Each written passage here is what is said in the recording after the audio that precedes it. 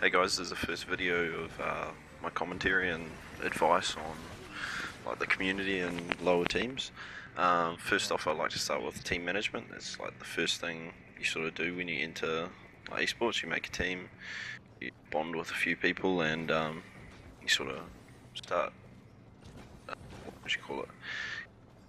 putting together your roster. And I'd just like to start off with saying you got to pick the right players. Like, you can't always pick your friends, but of course it's always something you like to do. It's more of a casual thing to do as a team in a lower tier.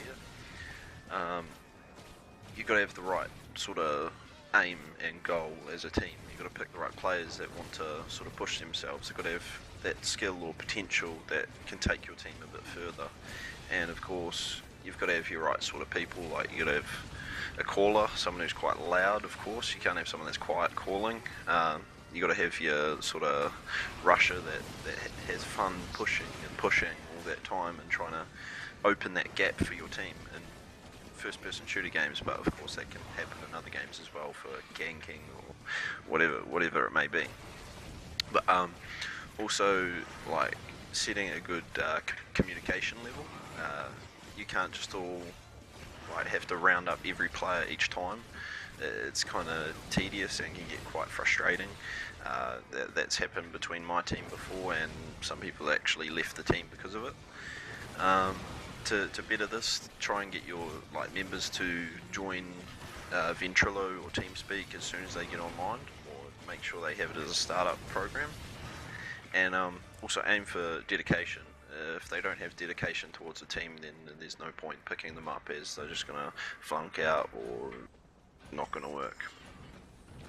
The second point I want to make is team chemistry.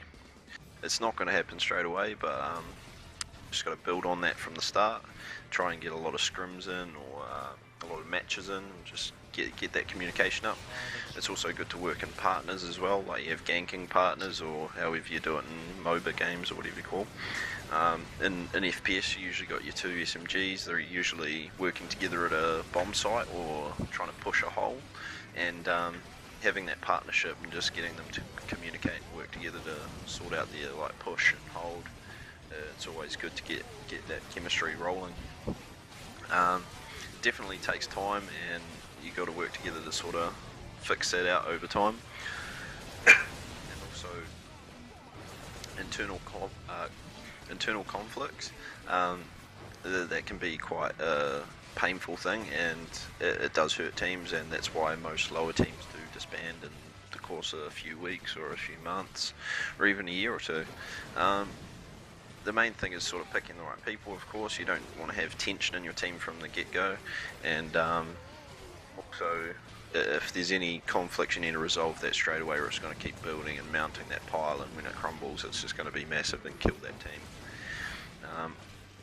You got to make sure your communication is up to scratch. You don't want people with low mics. You want to make sure they're all at the same level. Even your caller can have a little bit higher volume, just to make sure that everyone's hearing them. That's just something that can be a good tip for teams that are really having that problem with communication and lacking those comms that can save the round. Not just working together, but also out of game interaction. Like, you can have just talking on vent, or playing a different game that's out of your zone, that allows teamwork to come into play again. But also out of game interaction, as in attending LAN events together. It helps that bonding as you go to places and eat together or do something like that. Another topic is also competition. When you're going into those competitions, you don't exactly have your strats down packed or something like that, so you want to try and build a schedule or something, and that's not the best way to go about it, especially due to work or other commitments that other people have. It just doesn't work. You need to be working together to find those exact times that you all jump on, and you just work together and try and get that practice in at that right time, and everyone's happy with that, instead of you have to keep on following up on people.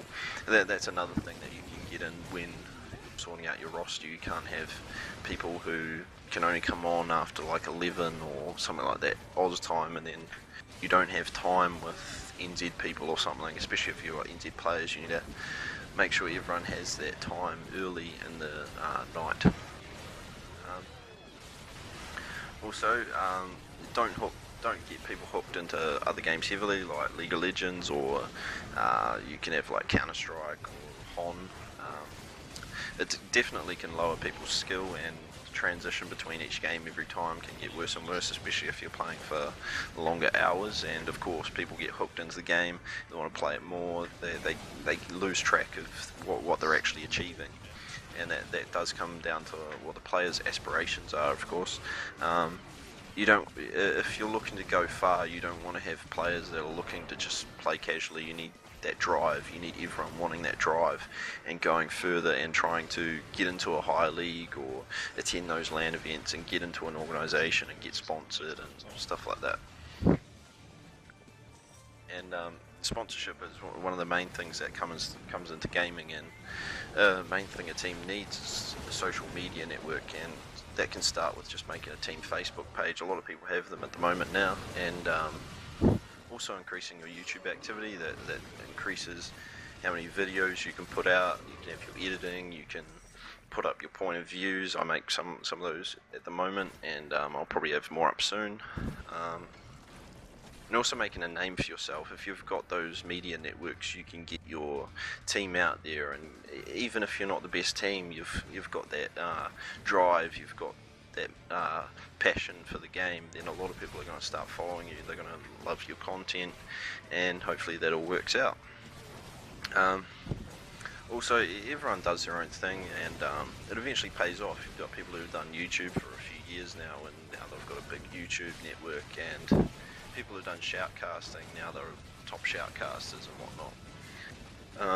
Doing all this increases your potential for sponsorship, getting picked up by an organisation, and also benefits for any time you're trying to like join an organisation or try and get that big sponsor. Then they're going to love you just for your content, and being able to produce that content already just makes your application a lot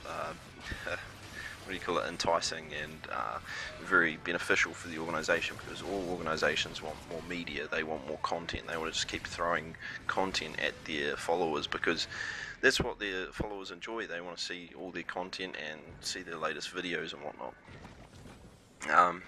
Well, that's the main points that I've sort of made in this video tonight, and hopefully it helps those lower teams that are sort of looking for a bit of guidance in their management skills when setting up a team, especially for the lower tiers. If you're wanting to build up from that level, you really got to have the foundations in place to start with.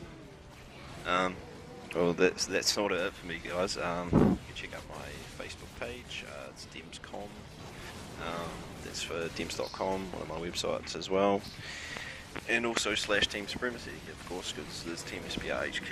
And also check out Ozone Gaming Gear and Asus ROG as well. I also have a few videos coming up of a review of a case, some more point of views, and hopefully some more guidance for these lower teams, and hopefully this helps for you guys, because yeah, I'd love to help those new teams sort of build up into more, I guess, long-lasting teams that actually have a name for themselves.